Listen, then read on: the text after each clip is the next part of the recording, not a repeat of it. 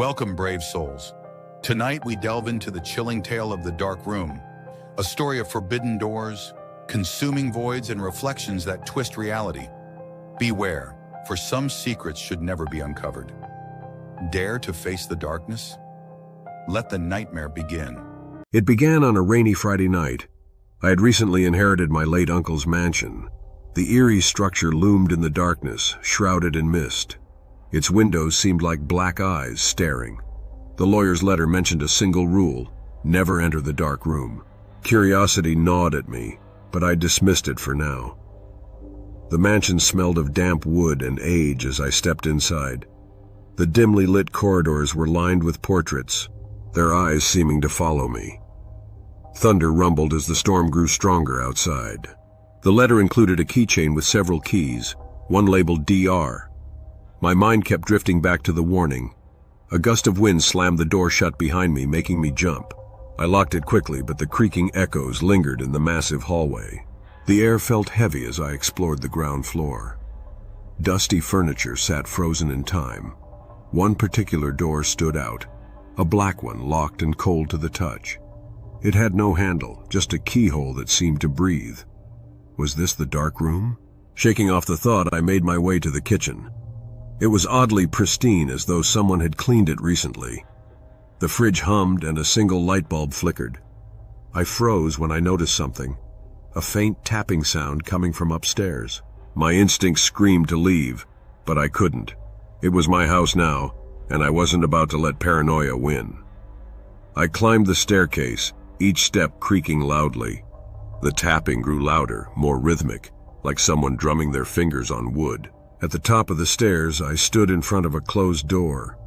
My breath hitched as the tapping abruptly stopped. With trembling hands, I pushed it open. The room was empty except for a single chair facing a wall. On it sat an old photograph of me. The photograph sent chills down my spine. It was me as a child, sitting in a chair identical to the one in the room. My heart raced. I didn't remember taking this photo. The date scribbled on the back read, October 31st, 1998. My 6th birthday. I took the photograph downstairs, placing it on the kitchen counter. The house felt alive now, like it was watching. The walls creaked, and faint whispers echoed through the halls. I tried to convince myself it was the storm outside. Suddenly the lights flickered and went out, plunging the mansion into darkness. I fumbled for my phone, using its flashlight to navigate. The beam cut through the shadows, illuminating claw-like marks on the walls I hadn't noticed before. A low hum filled the air, growing louder with each passing second. It felt like the house was vibrating. The sound wasn't coming from outside, it was emanating from the black door downstairs. The DR key burned cold in my pocket. I stood before the black door, gripping the key. My heart pounded as I debated whether to open it. The hum grew deafening, shaking the floor beneath me.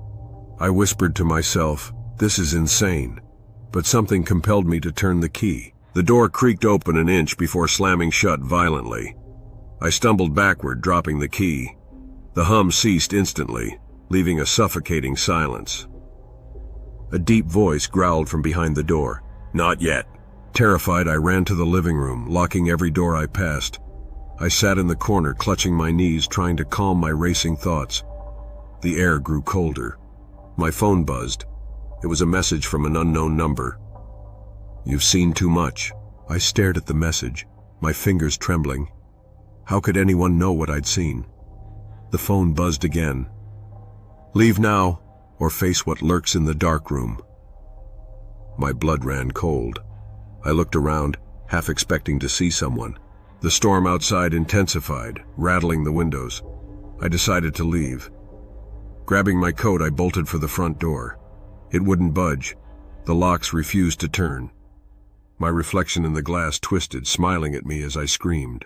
A shadow moved across the hall, darker than the pitch-black surroundings. It didn't make a sound, but grew larger as it approached. I backed away, clutching a nearby candlestick for protection. The shadow stopped, as if mocking my fear. The whispers returned, louder and more coherent. They called my name. "Daniel." My grip on the candlestick tightened as I shouted, "What do you want from me?" The air grew colder, and the shadow morphed into a humanoid figure. It pointed toward the black door. "Open it," it hissed. My knees buckled, but I managed to stammer, "Why?" The figure leaned closer, its face featureless, yet terrifying. "To see the truth," it replied, vanishing into thin air. I didn't want to obey, but something deep within me itched to know. The key was still on the floor where I'd dropped it. I picked it up with shaky hands and approached the door. My breath fogged the air as I whispered a prayer. The key slid into the lock. The door opened silently this time, revealing nothing but darkness. It wasn't just dark, it was void-like, consuming. A chill ran down my spine as I realized there was no floor, no walls, just emptiness. The dark void beyond the door pulled at me like an invisible force. My body trembled, but I couldn't look away. A whisper from the blackness echoed, "Step inside, Daniel." My hands gripped the doorframe, resisting the pull. I turned to flee, but the door slammed shut behind me, locking me in. The void stretched endlessly in every direction. I called out, but my voice sounded small, like it was swallowed by the emptiness. Panic surged through me. Shapes began to emerge from the darkness, faces grotesque and twisted, with hollow eyes that stared directly into my soul. They surrounded me, their whispers overlapping. "You broke the rule. Now you belong to us." My heart thundered in my chest. I stumbled backward, but the faces followed, hovering like smoke. My legs gave out and I fell to my knees. One face leaned close, its putrid breath freezing my skin. "The dark room never lets anyone leave," it rasped, laughing. A sudden light broke through the void, piercing the darkness. It illuminated the faces, causing them to writhe and dissipate. I turned toward the light, shielding my eyes. It revealed a figure, a man, tall and gaunt, dressed in black. His eyes glowed crimson. "Who are you?" I managed to whisper. The man smirked, his voice deep and calm. "I am the guardian of the dark room. You opened what was meant to stay closed." His words were sharp, each syllable cutting through the air. He raised a skeletal hand, and the void began to shift. Images flickered around me, memories of my life, moments I thought I'd forgotten. The man spoke again, his tone mocking. "You opened the door not out of necessity, but out of arrogance. Now, pay the price." The images swirled faster, forming a whirlwind of memories. I saw myself as a child, sitting in the very chair from the photograph. The same black door loomed in the background, ajar. A voice echoed from my past. "Never enter that room." A memory resurfaced. A forgotten night in this mansion. I had wandered into the dark room as a child. The void had consumed me briefly before spitting me back out, leaving me haunted ever since. The guardian sneered. "You were marked long ago." The faces returned, encircling me once more. Their whispers grew louder, merging into a deafening roar. I screamed, covering my ears, but it did nothing to drown them out.